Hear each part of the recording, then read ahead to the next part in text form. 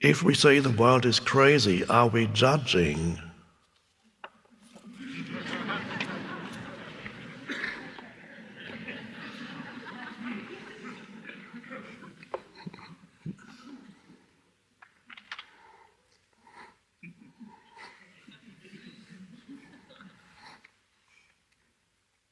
No. It actually is crazy.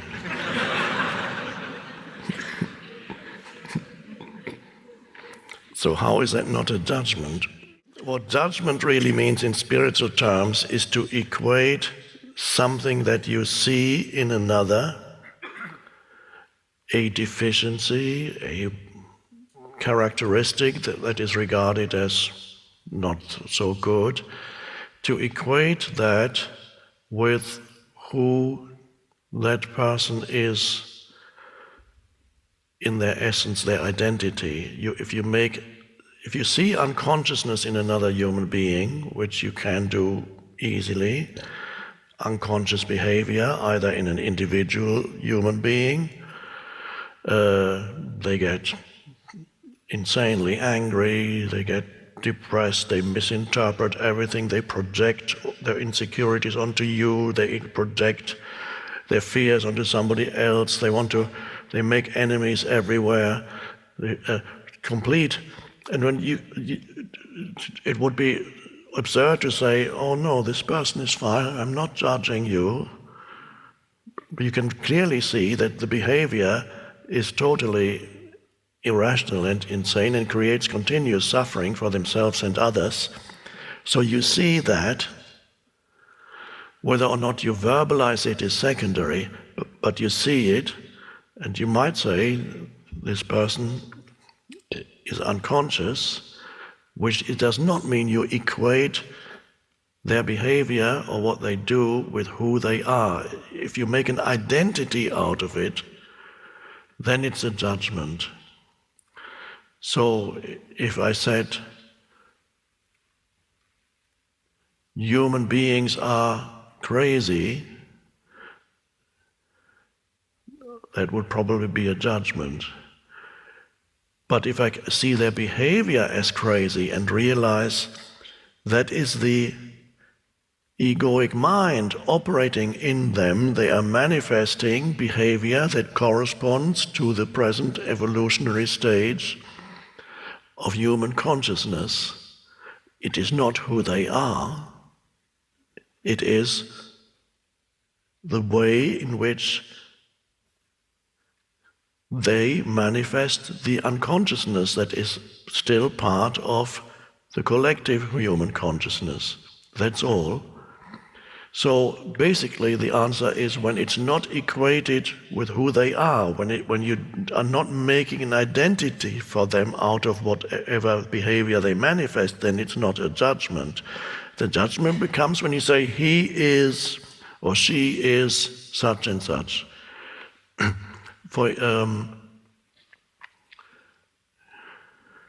He's a liar, let's say that. He's a liar. That's a judgment. He often lies is not a judgment.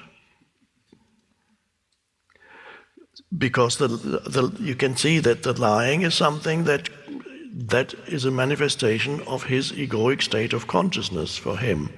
He believes, presumably, that he can gain some advantage from telling things that are not true, enhancing himself or whatever. Many egos say things that are not true to enhance themselves, for example. But the moment I make it into an identity, he is a liar, that's a huge trap I have put myself in, not just him, I've put myself in, because I've made an identity for another human being out of their unconscious behavior. Once I've done that, once I have attached a huge label, mental label, onto another human being, next time I meet this human being, I'm not really meeting them anymore. I'm meeting my judgment. I'm looking at them through the screen of the label that I have already given them, that I've mentioned to others. Do you know what you know that he's a liar, don't you? yeah, okay, here. Next time he comes, you're not meeting a human being, you're meeting a liar. And by doing that, you have yourself reduced yourself. You get trapped in your own judgments. The way in which you relate to this person is diminished. You're not relating freely anymore to that person. You yourself become constrained by your judgments, because it will then control this, the mental concept will control your behavior towards him also. So, that's why I believe it was Jesus said, when you judge, you judge yourself, or something like that. So there we need to be careful when we make pronouncements about others, when we transform their behavior that we deem unconscious into an identity for them. Now that becomes extreme when somebody is extremely unconscious. Even then it applies. He's a thief. Now it may be true that his living is by stealing things, but you need to be careful with these things, because it could be that this person suddenly realizes, perhaps in prison, realizes the transcendent dimension in him or her and wakes up. And even a murderer could wake up, and it has happened and does happen, that if they suffer enough, as they will, a moment comes, not necessarily in this lifetime, but for some it has come, they wake up. People who have murdered even more than one person, they wake up, and suddenly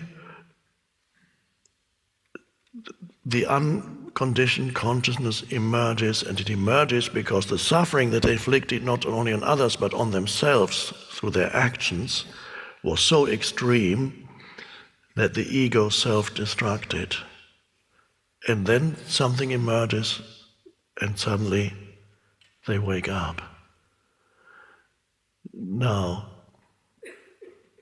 therefore, I would say, even to call someone a murderer is a judgment. But to say that, to recognize that this person may be dangerous, even to you, that he may need to be confined to prison because he's a danger to others, that's the case. But to impose, to make an identity, nobody is incapable of waking up. Even seemingly very evil people sometimes awaken, only through intense suffering in their case. But anytime we make an identity for a person out of something that they do, that becomes a huge limitation that we impose on them and on ourselves. So you see clearly what a person does, but it's not what this person essentially is.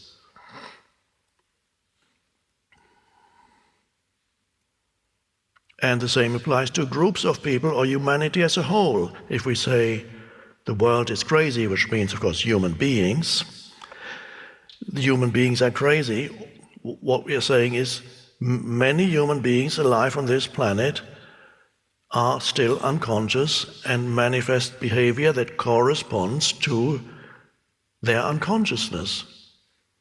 They create suffering for themselves and others, and they know not what they do. And then when you hear this in the religious book, it says, forgive them, for they know not what they do. Really, forgive them means don't make an identity for them out of what they do. But don't deny it either. You don't say, oh no, this is fine, he just kills people, he's okay.